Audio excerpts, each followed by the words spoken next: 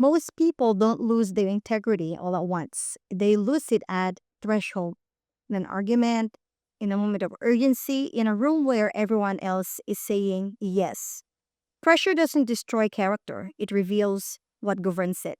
I'm Kay McLeod, and this is Integrity Under Pressure, a podcast about self governance, consequence literacy, and how to protect your integrity when willpower isn't enough.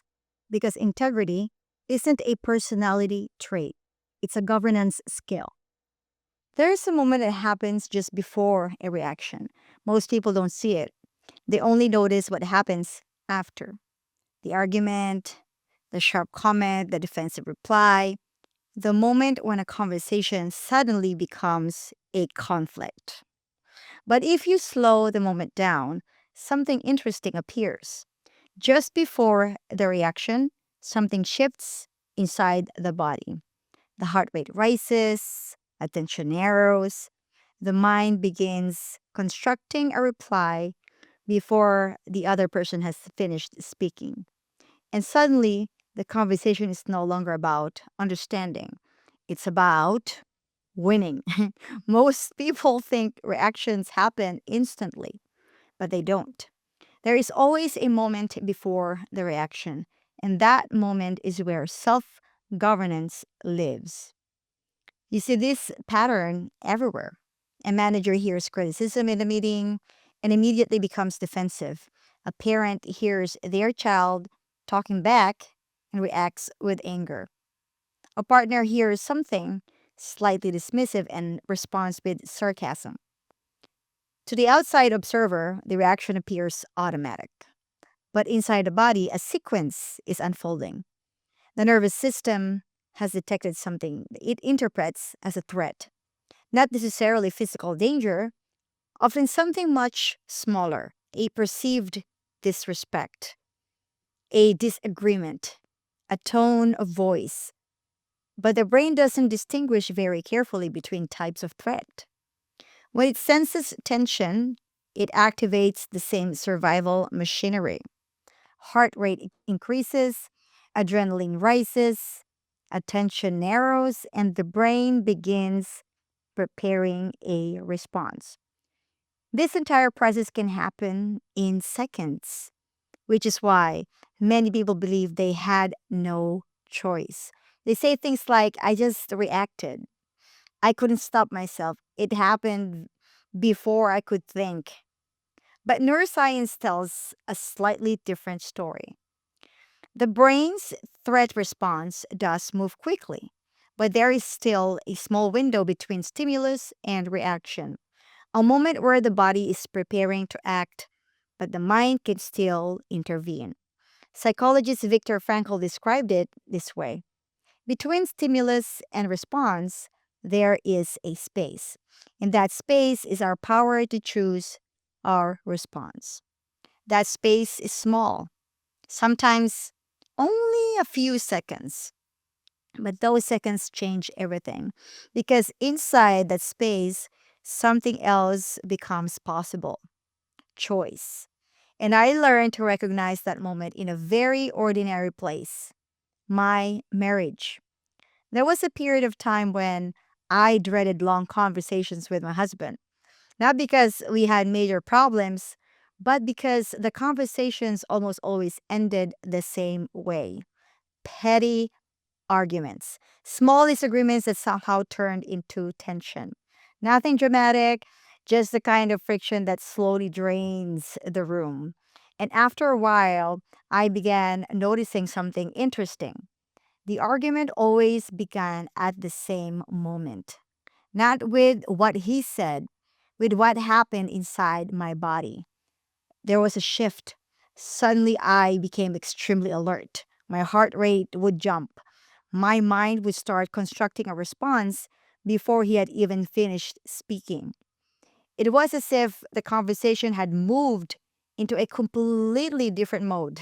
I wasn't listening anymore. I was preparing, preparing to correct, preparing to defend, preparing to win. And the moment that preparation began, the argument was already half way there. Now, if you've ever experienced this, you know the strange thing about it. Your mouth hasn't moved yet, but internally, the entire conflict is already happening. You're replying in your head, you're building the argument, you're rehearsing the response, and by the time you finally speak, the tone is already set. But once I began noticing this pattern, something changed. I realized the argument wasn't beginning with words. It was beginning with physiological shift. My nervous system was reacting before my thinking brain had time to evaluate what was actually happening, which meant something important. If I could interrupt the body response, I might interrupt the argument. So I started experimenting with something extremely simple. The moment I felt that internal shift, the alertness, the racing heart, the urge to respond immediately, I did the opposite of what my system wanted to do. Instead of speaking faster, I slowed down. Instead of reacting, I paused. And most importantly, I changed my breathing. Slow inhale, longer exhale, another slow breath. Within about 10 seconds, something interesting would happen. My nervous system would settle, the intensity would drop, and suddenly I could think again, not react, think, which meant I could hear what he was actually saying, not what my threat system thought he was saying. This may sound simple, but it is one of the most powerful self governance tools available to any human being because breathing directly influences the nervous system. Research in neuroscience shows that slow breathing activates the parasympathetic nervous system, the part of the body responsible for calming the stress response, which means something fascinating. The fastest way to regain cognitive clarity is often not thinking harder, it's breathing slower. And once the body settles, perception widens again. Options return, discernment comes back online, which means the moment that would have become an argument becomes something else, a conversation. Now, this doesn't mean that disagreement disappears, but the emotional escalation does. And escalation is usually what people regret later. Think about how many conflicts begin this way. Someone interrupts, someone feels dismissed, someone hears a tone that feels disrespectful, and before anyone has evaluated the situation clearly, the nervous system has already chosen a response. Reaction replaces discernment. When you begin noticing the moment before reaction, something powerful becomes possible. You start recognizing the signal, the racing heart, the tightening chest, the sudden urgency to respond. Those sensations are not instructions, they are information. Your nervous system is saying, something here might be a threat. But information is not authority. And that distinction is where governance begins. Because the body can alert you, but it does not have to decide for you. Most people assume emotional regulation requires enormous discipline, but often it begins with something much simpler: awareness.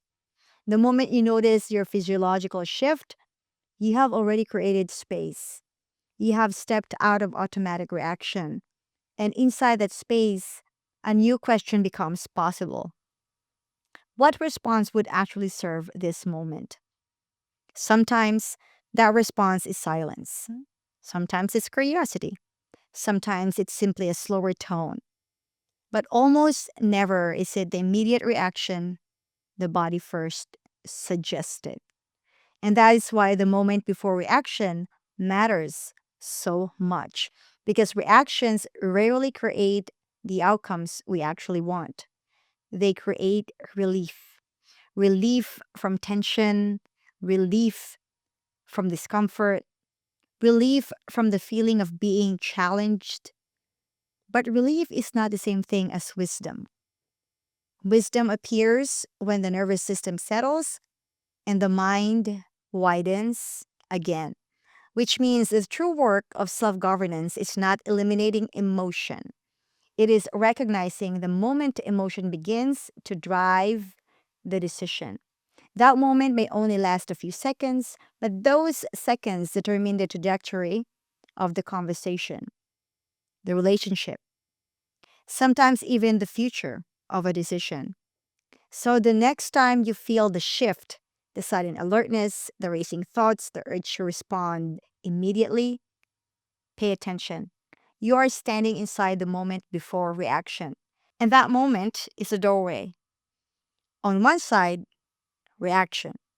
On the other side, governance. The question is which one you walk through.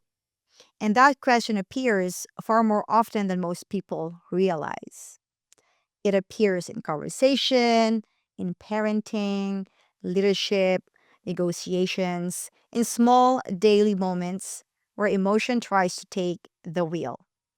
Most people miss it because the moment is subtle. But once you learn to see it, you realize something extraordinary. The space between stimulus and response is not theoretical, it's practical, it's physical. And sometimes it is nothing more than a single slow breath, which leads to a simple but powerful question. The next time you feel your body preparing to react, will you follow the reaction or will you step into the moment before it? And that moment might be a difference between conflict and clarity, between regret and governance, between reaction and integrity under pressure. If this episode did anything, let it be this. You saw the pattern. Pressure is not the problem. The question is whether you govern yourself inside it.